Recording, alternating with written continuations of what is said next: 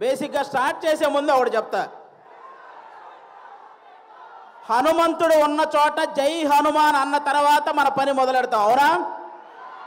శ్రీరాముడు ఉన్న చోట జై శ్రీరామ్ అన్న తర్వాత మన పని మొదలెడతాం, అవునా? అలాగే బాలయ్య బాబు గారు ఉన్న చోట జై బాలయ్య అన్న తర్వాతే మన స్పీచ్ మొదలెడతాం. ఒక్కసారి జై బాలయ్య అనండి. ఇప్పుడు బాలకృష్ణ గారి గురించి మాట్లాడుకునే ముందు మనం ఒకరి గురించి ఈరోజు మాట్లాడుకోవాలి. ప్రపంచంలో మనం ఏ మూలన ఉన్నా నేను తెలుగువాణ్ణి అని గర్వంగా ధైర్యంగా చెప్పుకుంటున్నాము అంటే ఆ గర్వం పేరు, ఆ ధైర్యం పేరు నందమూరి తారక రామారావు గారు. శ్రీరాముడు, శ్రీకృష్ణుడు ఈ దేవుళ్ళు ఎలా ఉంటారో మనకు తెలియదు, కానీ రామారావు గారు ఆ పాత్రలు వేసినప్పటి నుంచి శ్రీకృష్ణుడుగా ఆయన ఫోటోలే ఇంట్లో పెట్టాం, శ్రీరాముడుగా ఆయనకే చేతులెత్తి దండం పెట్టాం, అవునా కాదా? అలాగే మీరందరూ గమనించినట్టయితే మీ రామారావు గారి గురించి చెప్పాలంటే నాకు అంటే చిన్నప్పటి నుంచి ఆయన సినిమాలు ఎన్నో చూసి పెరిగా. మీరు బొబ్బిలి పులి అనే ఒక సినిమా చూసారా? మీరు లాస్ట్లో ఒక 15 నిమిషాల కోర్టు సీన్ ఉంటుంది, అది ఒక్కటి చూడండి చాలు. ఆయన గాంభీర్యం, ఆయన బాడీ లాంగ్వేజ్, ఆయన డైలాగు మాడ్యులేషన్, అలాంటి వ్యక్తిని పుట్టిన ప్రతి ఒక్కరూ స్మరించుకోవడం తప్ప మళ్ళీ అలాంటి నటులు, అలాంటి నాయకులు మళ్ళీ పుట్టరు. అలాంటి రామారావు గారి గురించి ఈరోజు బాలకృష్ణ గారి సమక్షంలో ఆయన 101వ జయంతి సందర్భంగా స్మరించుకోవటం నిజంగా అదృష్టంగా భావిస్తున్నాను sir. Thank you so much. Telugu జాతి గౌరవాన్ని రామారావు గారు కాపాడితే రామారావు గారి గౌరవాన్ని ఒక పక్క దమ్మున్న సినిమాలు చేస్తూ ఇంకో పక్క నిజాయితీ గల రాజకీయాలు చేస్తూ కాపాడుకుంటూ వస్తున్న వ్యక్తి మన నందమూరి బాలకృష్ణ గారు. నందమూరి బాలకృష్ణ గారు మీరందరూ గమనించినట్లయితే చాలామంది బాలకృష్ణ గారు ఎవరినో కొట్టారు, బాలకృష్ణ గారు ఎవరినో తిట్టారు అని రాస్తుంటారు. కానీ బాలకృష్ణ గారు కొన్ని వేల మంది పేద ప్రజల బతుకులు నిలబెట్టారు, అది రాయాలి. సినిమాలు రాజకీయాలు చేయటం పెద్ద విషయం కాదు, కానీ బసవతారకం అనే ఒక క్యాన్సర్ హాస్పిటల్ ద్వారా ఎంతో మంది పేదవాళ్ళకి సహాయం చేయడం అనేది నిజంగా చాలా చాలా పెద్ద విషయం, చాలా గొప్ప విషయం. ఈ సమాజంలో ఎంతమందికి భయం బాధ్యత ఉన్నాయో నాకు తెలియదు, కానీ బాలకృష్ణ గారితో పనిచేసే ప్రతి ఒక్కరికి ఆ భయం బాధ్యత రెండూ ఉంటాయి, ఇదైతే షూర్. అంటే బాలకృష్ణ గారి సినిమాలు చాలామందికి చాలా ఇష్టం ఉంటాయి, నాకు చాలా సినిమాలు ఇష్టం. అందులో సార్ బొబ్బిలి సింహం అనే ఒక సినిమా సార్, మీరు వైట్ అండ్ వైట్ పంచకట్టుతో నడుచుకుంటూ వస్తుంటే వెనక శ్రీరాముడి శ్లోకం వస్తుంటుంది, మీనా గారు మిమ్మల్ని అలా చూస్తూ ఉండిపోతారు. నాకు తెలిసి రామారావు గారి తర్వాత మళ్ళీ పంచకట్టులో అంత అందంగా ఉండే హీరో మన బాలకృష్ణ గారు. నిజంగా మీరందరూ అదృష్టవంతులు, ఎందుకంటే ఒక జనరేషన్ వాళ్ళు మాకు గుర్తుండిపోయే సినిమాలు కావాలి అని అడిగారు. ఆదిత్య 369 అలాగే భైరవ దీపం ఇలాంటి సినిమాలు మీకు ఇచ్చారు. ఒక జనరేషన్ వాళ్ళు మేము తొడగొట్టే సినిమాలు కావాలని అడిగారు, సమరసింహారెడ్డి, నరసింహనాయుడు అనే సినిమాలు మీకు ఇచ్చారు. ఒక జనరేషన్ వాళ్ళు మేము కాలం ఎగరేసే సినిమాలు కావాలన్నారు, సింహ లాంటి సినిమా మీకు ఇచ్చారు. ఇంకొక జనరేషన్ వాళ్ళు మేము మీసం తిప్పే సినిమా కావాలన్నారు, లెజెండు, అఖండ, భగవంత్ కేసరి ఇలాంటి సినిమాలు మీ అందరికీ ఇచ్చారు. జనరేషన్లో మారిన బాలకృష్ణ గారి ఎనర్జీ ఏంట్రా బాబు అలా ఉందని అడుగుతుంటారు. జనరేషన్లో మారితే మనుషులు మారుతారు, టెక్నాలజీలు మారుతాయి. బాలయ్య బాబు గారి ఎనర్జీ ఎందుకు మారుతురా బ్లడీ ఫూల్ అని చెప్పండి. అంటే స్టాక్ మార్కెట్ గ్రాఫ్ అయినా పెరగటం తగ్గటం ఉంటుంది, కానీ ప్రజెంట్ బాలయ్య బాబు గారి మార్కెట్ గ్రాఫ్ పెరగటం తప్ప తగ్గటం లేదు. అంటే అటు పక్క సినిమాల్లో అన్స్టాపబుల్, ఓటీటీలో అన్స్టాపబుల్, రాజకీయాల్లో అన్స్టాపబుల్, సేవ చేయడంలో అన్స్టాపబుల్, అనవసరంగా దూరిన వాడిని కొట్టడంలో అన్స్టాపబుల్, అవసరం అని అడిగిన వాడికి పెట్టడంలో అన్స్టాపబుల్. అలాంటి బాలకృష్ణ గారు ఈరోజు మా గ్యాంగ్స్ ఆఫ్ గోదావరి ఈవెంట్కి రావటం నిజంగా మా గ్యాంగ్స్ ఆఫ్ గోదావరి కలెక్షన్లు కూడా అన్స్టాపబుల్గా ఉండాలని మనస్ఫూర్తిగా కోరుకుంటున్నాను.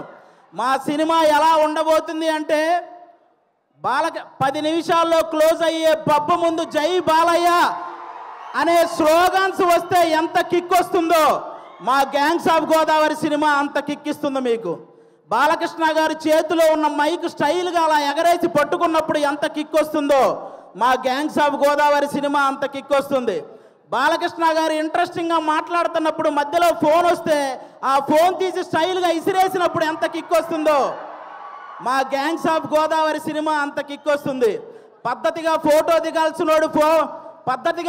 దిగాల్సినోడు ఫోన్ తెచ్చి మొహాన పెట్టినప్పుడు బాలకృష్ణ గారు అలా తడితే మీకు ఎంత కిక్ వస్తుందో మా గ్యాంగ్స్ ఆఫ్ గోదావరి సినిమా అంత కిక్ వస్తుంది.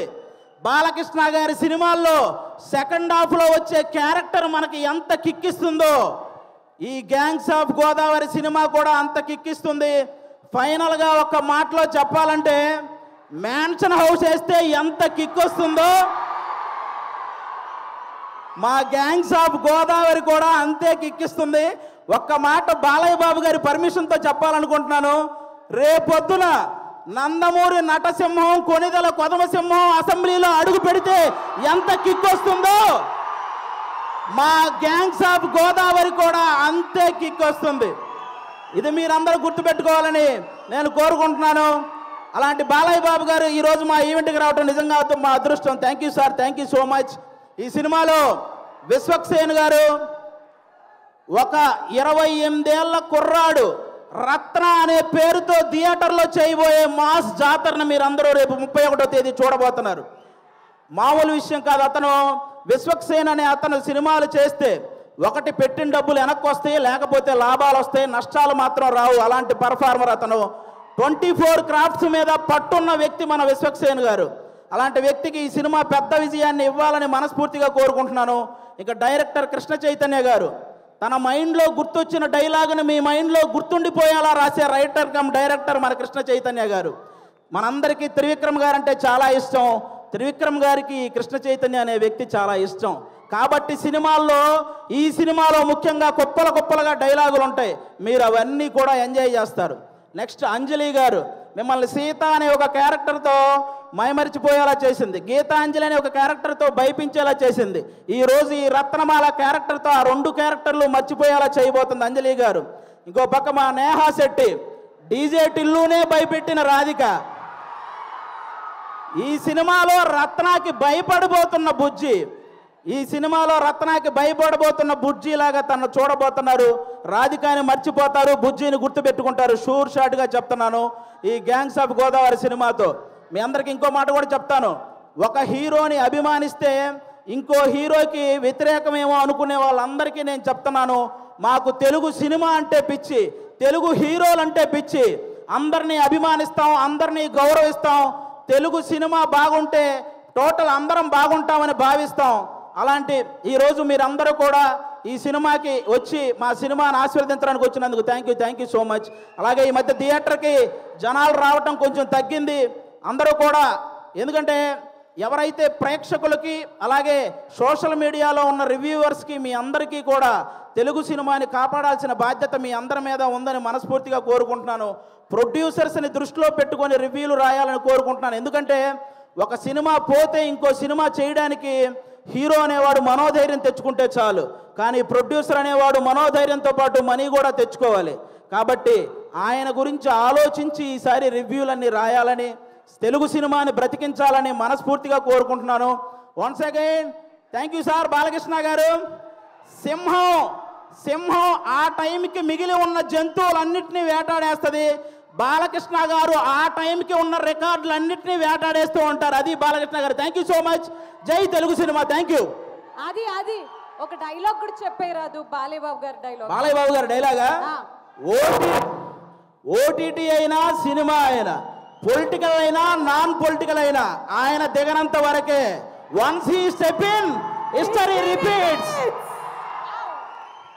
Thank you so much Aadi. Thank you so much. అసలు ఆది మాట్లాడుతున్నంతసేపు బాలయ్య